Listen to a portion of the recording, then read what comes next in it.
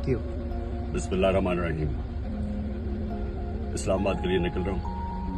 फिर से मेरी अदालत में पेशियां हैं। निकलने से पहले दो बातें करना चाहता हूँ। सबसे पहले ISPR ने बयान दिया है कि इदारे की तौहीन कर दी, फौज की तौहीन कर दी, कि एक ऑफिसर का नाम ले दिया, इंटेलिजेंस ऑफिसर का, जिसने 2 दफा मुझे कत्ल करने की कोशिश की। ISPR साहब, जरा मेरी गौर से बात सुनो। इज्जत सिर्फ एक इदारे की नहीं है, इज्जत कौम में हर शहरी की होनी चाहिए। इस वक्त कौम की सबसे बड़ी पार्टी का सरबराह हूं।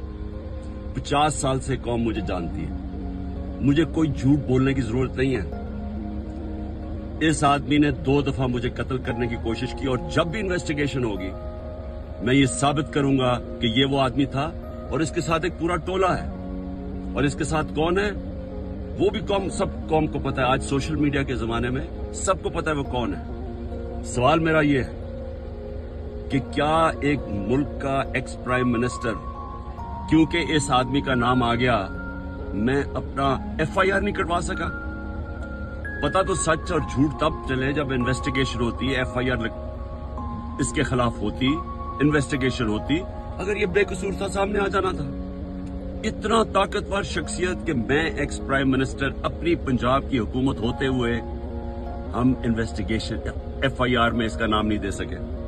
उसके बाद पंजाब की हुकूमत की JIT, 2 पुलिस ऑफिसर ने जिन्होंने इसके कहने पे रिकॉर्ड किया था उसकी स्टेटमेंट्स, नवीद शूटर की, हम 2 ऑफिसर जो रिकॉर्ड किए थे, पंजाब के पुलिस ऑफिसर DPO गुजरात और CCPO CTD, उन्होंने हमारी इन्वेस्टिगेशन के अंदर आने से मना कर दिया। कौन था पीछे? कौन इतना ताकतवर था? उसके बाद जब इन्वेस्टिगेशन में यह साबित हो गया कि 3 शूटर थे, जब JIT में साबित हो गया कि तीन शूटर जिन्होंने गोलियां चलाई, बनिस्बत जो इनका प्रोपेगेंडा था कि सिर्फ एक दिनी इंतहा पसंद था, JIT को सैबोटाज किया गया।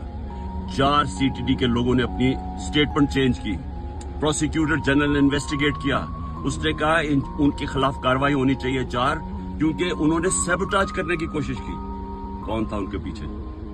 कौन इतना ताकतवर था?